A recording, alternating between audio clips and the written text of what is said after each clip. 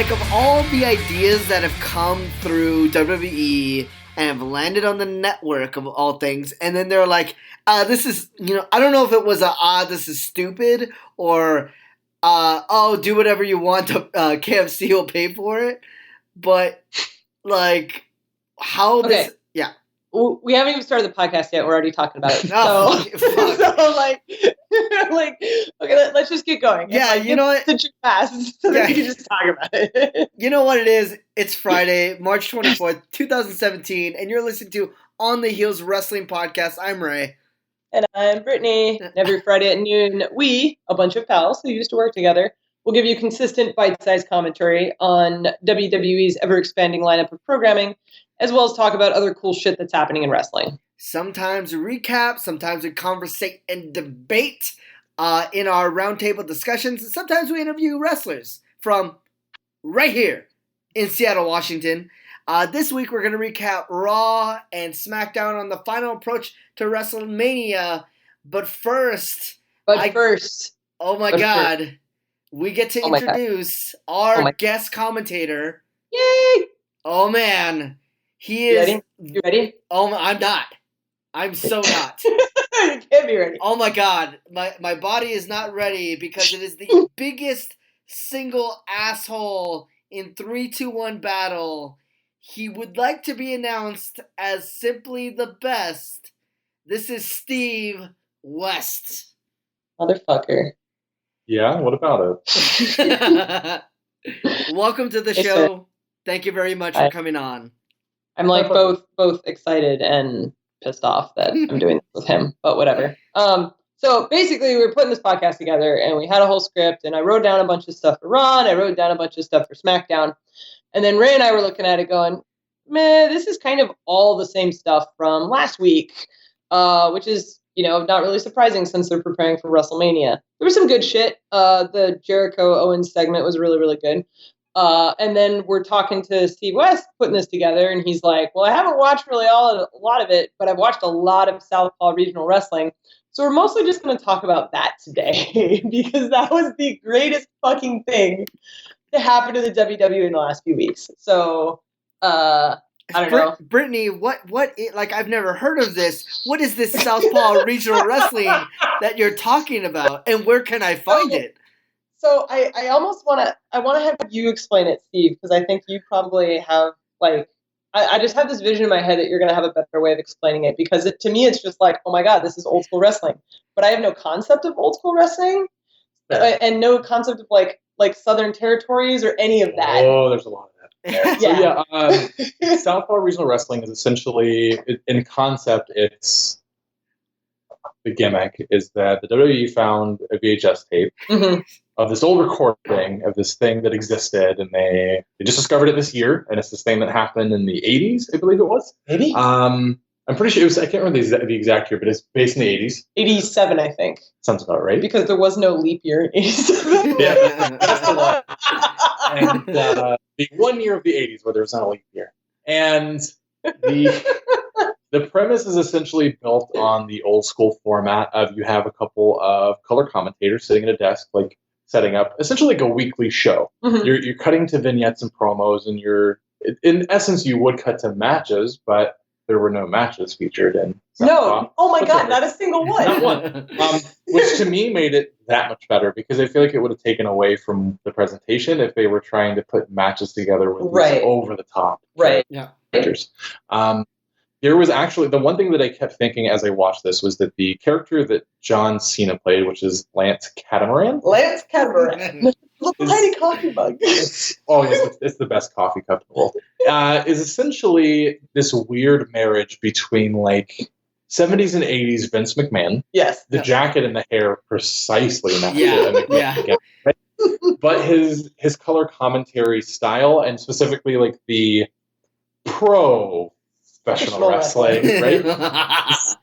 is oddly based on, from what I gathered, an old school color commentator from the Memphis territory named Lance Russell. That makes sense. If you've never looked up USWA, it's where Jeff Jarrett cut his teeth way back when. I fucking hate Jeff Jarrett, but that's beside it.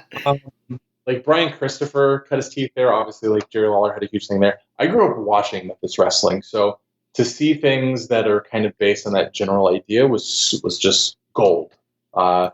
Georgia gold, if you will. Oh, god damn it. Ghost of Kyle would be pleased. Well, good. Anytime I can plug a fried chicken chain as a gentleman from South, I'm gonna do it. Seriously, what the fuck? This whole thing is just an elaborate chicken commercial. What's the thing? And here's like with the Ric Flair impersonation. The last couple of years, everything of any form of quality entertainment outside of a match that the E has presented has been in the form of a KFC plug. So like the Colonel, like Dolph Ziggler, as the Colonel Dolph Ziggler versus The Miz. The Miz is the chicken. It was some of the best shit I've seen them put out in a long time. They just like the chicken commercial is the catalyst to their greatness. Yeah. Oh, absolutely. However, on the contrary, Georgia Gold as a gimmick is based on honey mustard, which is a deplorable condiment, and they probably took away Nashville hot chicken, which is a vastly superior. No, it's still there. So I'm not a big fan of what they're doing, but it's still there. It's still there. Okay, right? it's still there. Okay. Now I will revisit a KFC to experience.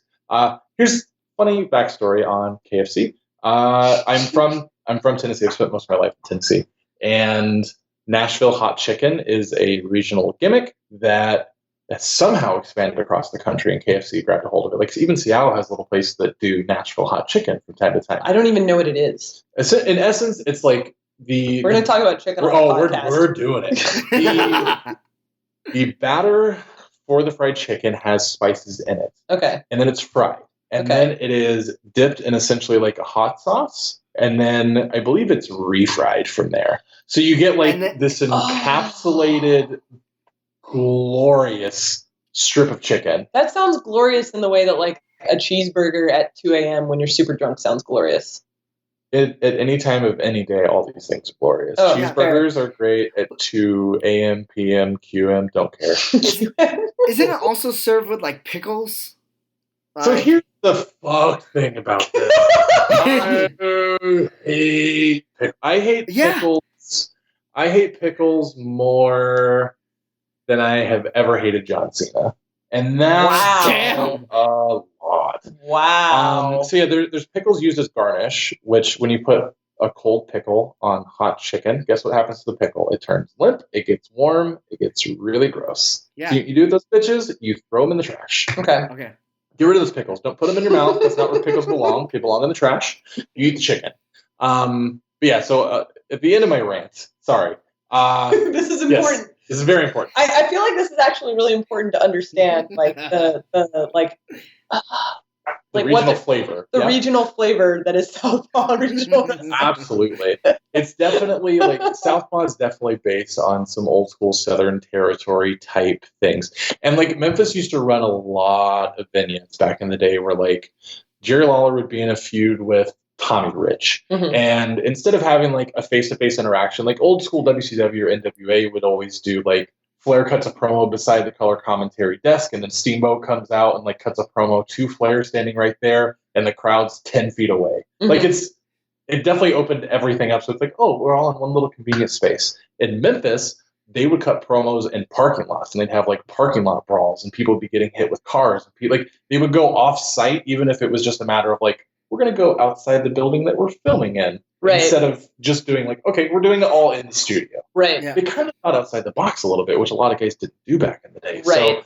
So there was a lot of that influence, especially with the gimmicks of Tex Ferguson and Chad Too Bad. Yes. The surroundings of like the cars and these heavy accents and these over the top, like it was very Freebird-esque. I like the green jacket, the triple pain as he's spitting. Oh yeah. The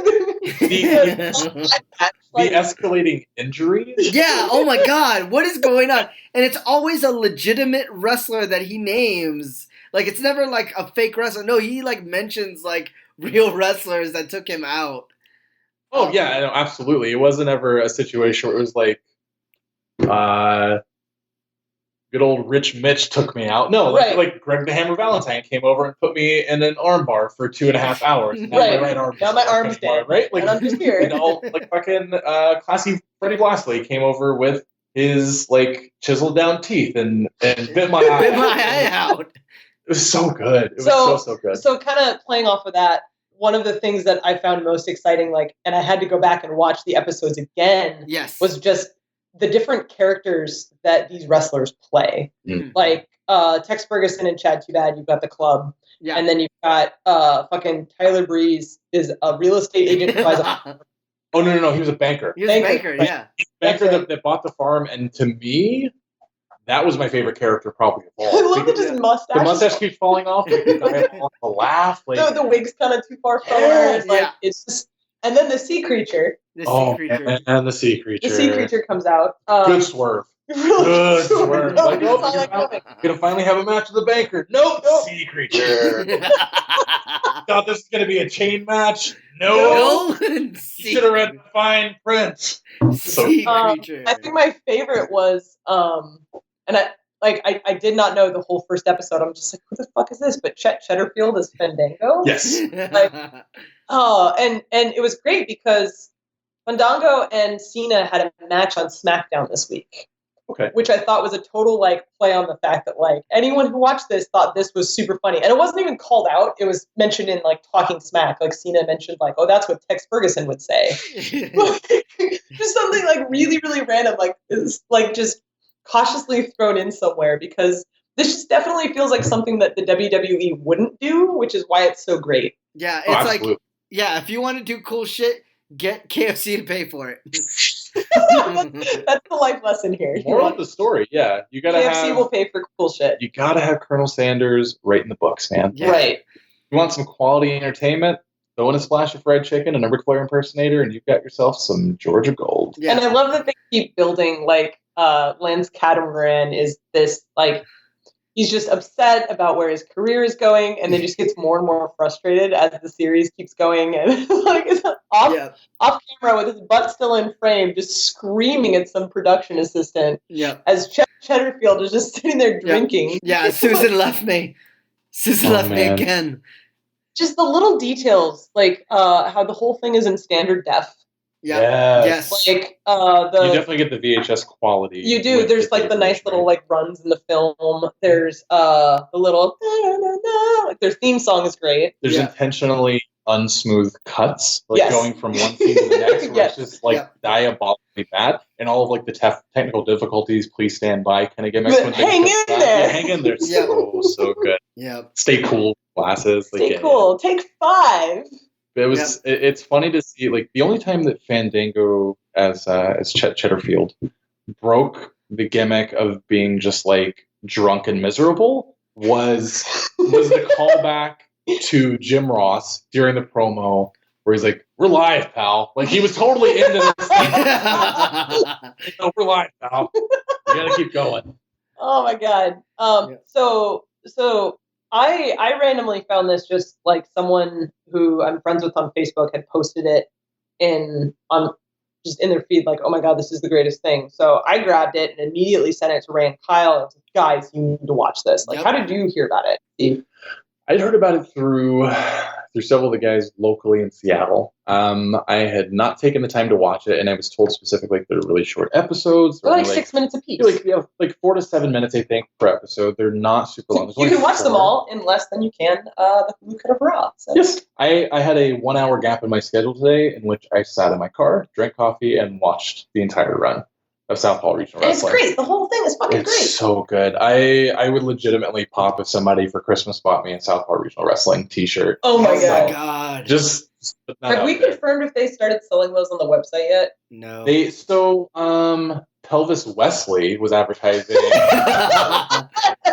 I'm hoping that's not just gimmick and that they're actually selling the shirts. If they're not, I'm sure like before the year's over, have to, because they're missing out on capital if they're not. If fucking like what's his name with Carmella, James Elmsworth has a t-shirt, like fucking. Does he have a shirt? Yeah, he does. It's just his face with the missing chin. Who would put money? I've seen people. I've seen a guy at 321 wear it. Oh my god. Yeah. People will buy anything. Yeah. At least in like there is an excuse out here, like recreational pot shops exist. Right. you have the built-in excuse of like, I got really stoned and thought this was a great idea, right?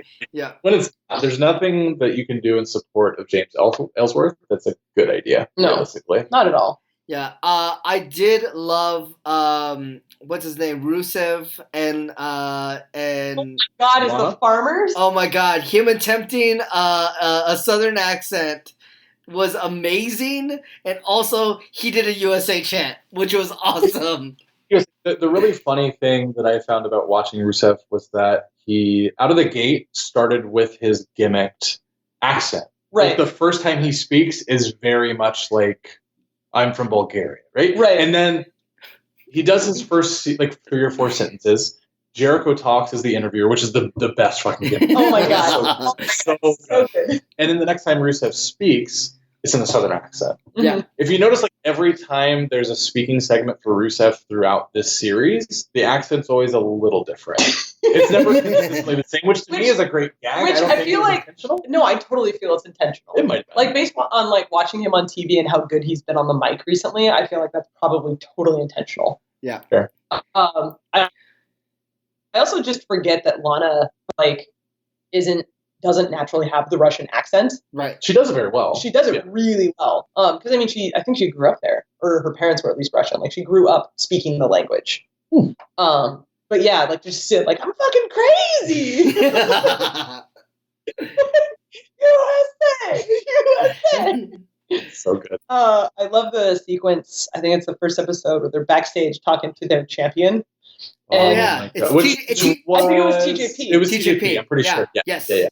Which is kind of the running gag of like he's a non-charisma machine, right? Like you put a mic in front of him, he's the most boring dude. He makes scripted video game jokes. And Yes. Boring. Yes. Come on, you need some charisma. You know, the wrestling business. Charisma.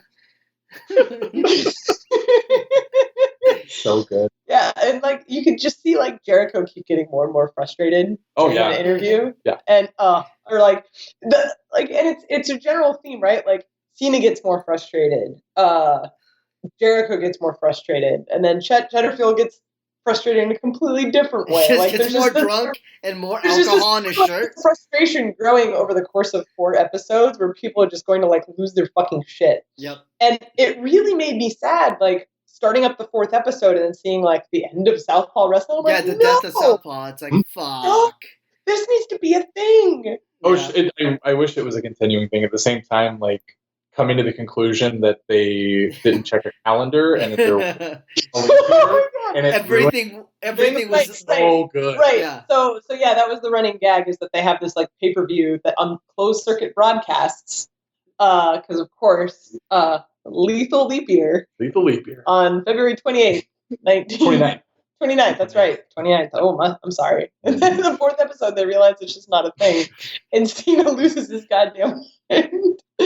Yeah. I was an anchor up in upstate New York for 6 weeks. Up in Utica.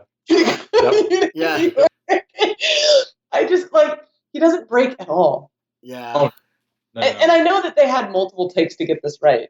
But something in me just thinks that, like, he didn't break at all the whole time he's filming this. No, he did a fantastic job. And I have to say, in general, he carried that, I think. It's as much of a bandwagon as there was for a good, like, 6-year stretch of everyone hating everything that Cena was and everything that he did, except for, like, kids, right? I'm full on Cena train. Like, I think everything he's doing now is great. And this is the thing. Like, now the current bandwagon train is, like, everybody's like, oh, ever since the U.S. title run, I've loved everything that's Cena. And to be fair, like, that was the turning point. That was the turning point. To me, that's the thing that, like, even really smart fans were like, okay, no, like, this is good. This is good. And he was putting on quality matches with guys and he's had some of the best matches in his career in the last few years. Absolutely, without question, right? And to me, that's the mark of excellence. Like, Shawn Michaels was always good. What made him great was the fact that, like, in the last 5 to 10 years of his career, he put on the best matches of his entire career, right?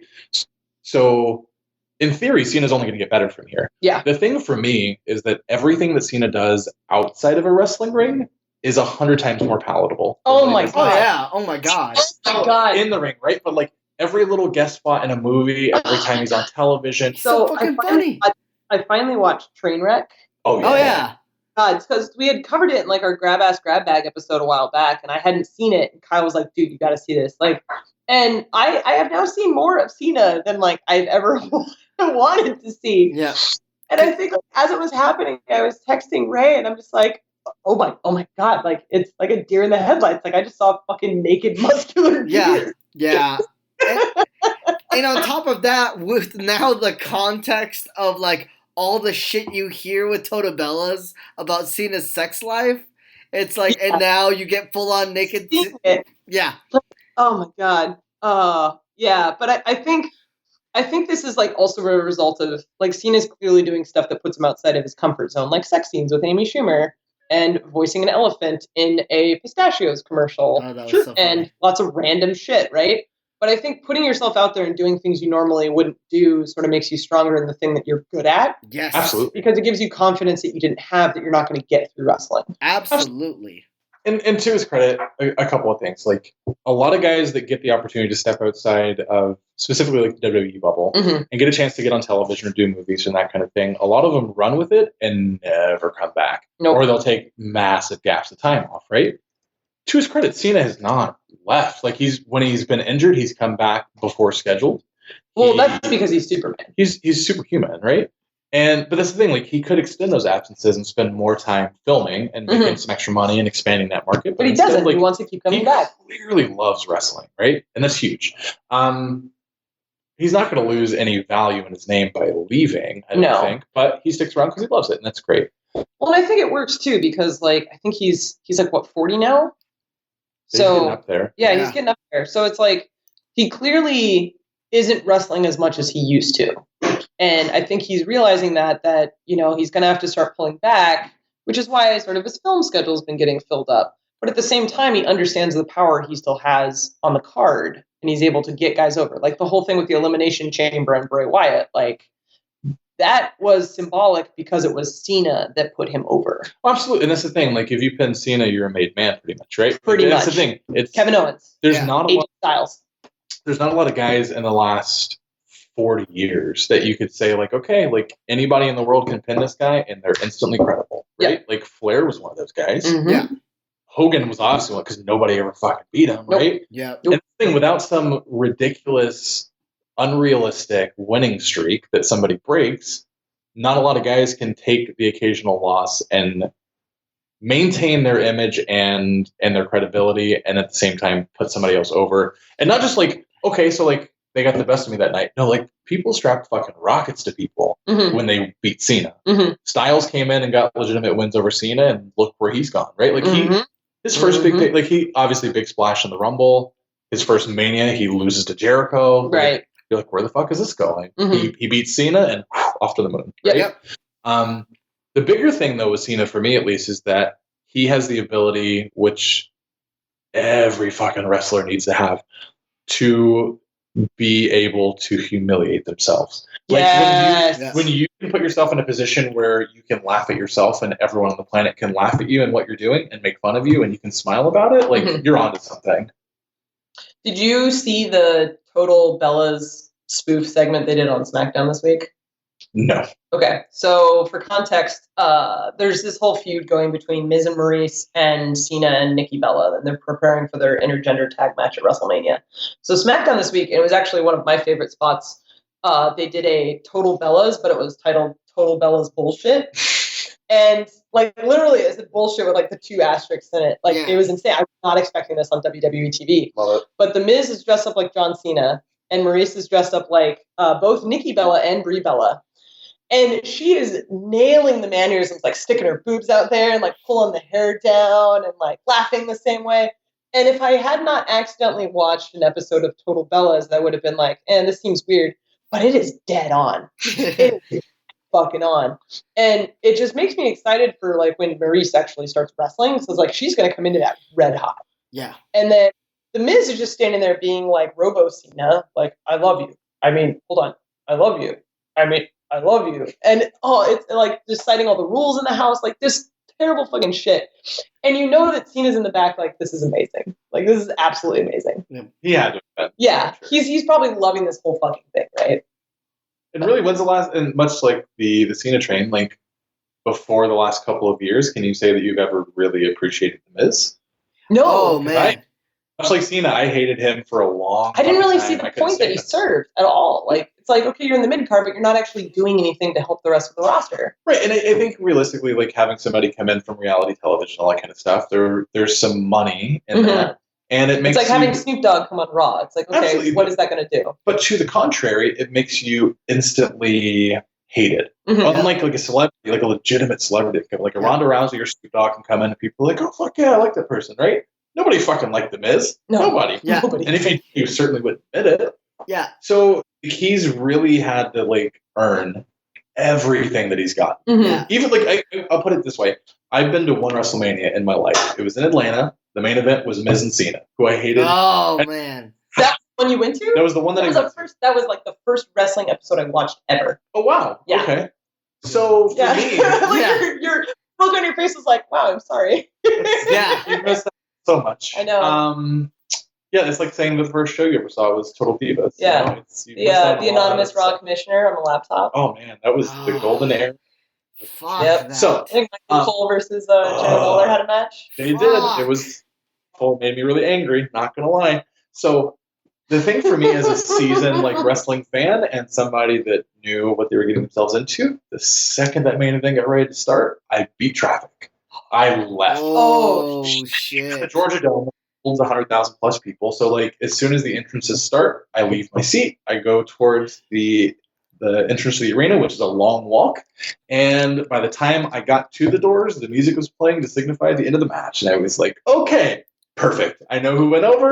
Done. I didn't need to see any of that. And I still don't know that I've gone back and watched it because I didn't really care about either of them. And I still kind of. Well, just set up the matches for the next two WrestleManias. Yeah. It's no big deal. But the last year, The Miz has been fucking on awesome. fire. No.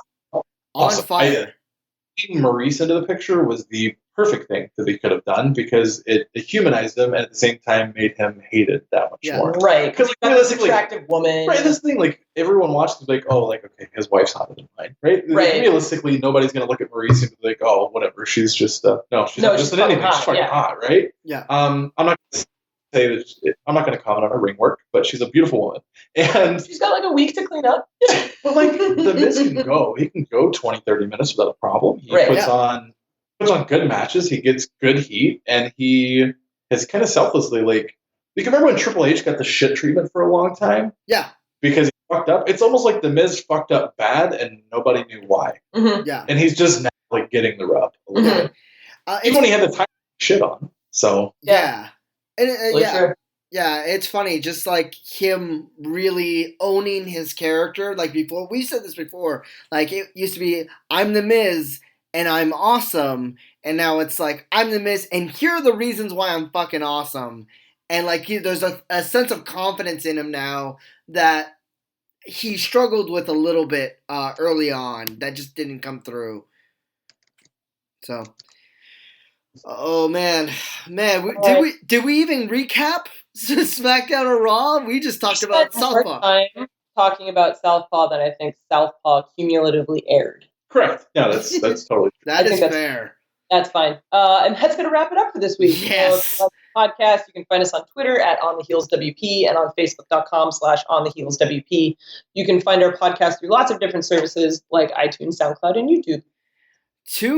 Thank you for listening to On the Heels Wrestling Podcast. Like, share, subscribe, 5 stars on iTunes. If you are in Seattle area tonight, 3-2-1 battle, HOV Lane, 2 Battlemania is going down. I love that. I fucking love that name. The speed bump. Yes. Yeah.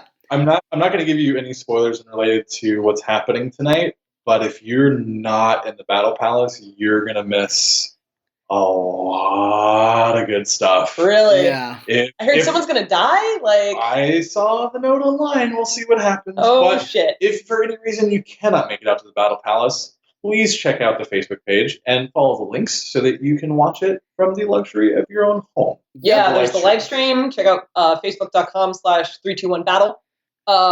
First off, I mean, like, thank you, Steve. Yeah, this was thank you so much. And well timed that we have someone with so much knowledge of Southern Memphis wrestling. Oh yeah, it worked out. Talking about it worked out pretty well. Worked out pretty well. The timing of everything. Yeah. Some would say that your timing was simply shut up. Yeah, that was good. All right. Tune in next week where we will interview today's guest. Yes, he is Steve West, and yes, he is simply the best. Motherfucker. And he's going to join us for the podcast, so that's going to be great. It might be okay. I say if you're going to skip one, skip that one. And then, the best. After that, we'll ask ourselves the eternal question, what happened to Suzanne? Okay, I have a theory. Okay, Suzanne turned into the sea creature. Oh, shit! Oh, fuck. Oh, she left you. Lance Catamaran. Oh, She didn't leave Lance Catamaran, she left Chet Cheddarfield. Oh, Chet Cheddarfield. So she left Chet Cheddarfield to become the sea creature who was having an affair with Lance Catamaran. Oh my god. This just got super dark. On the Heels Wrestling Podcast.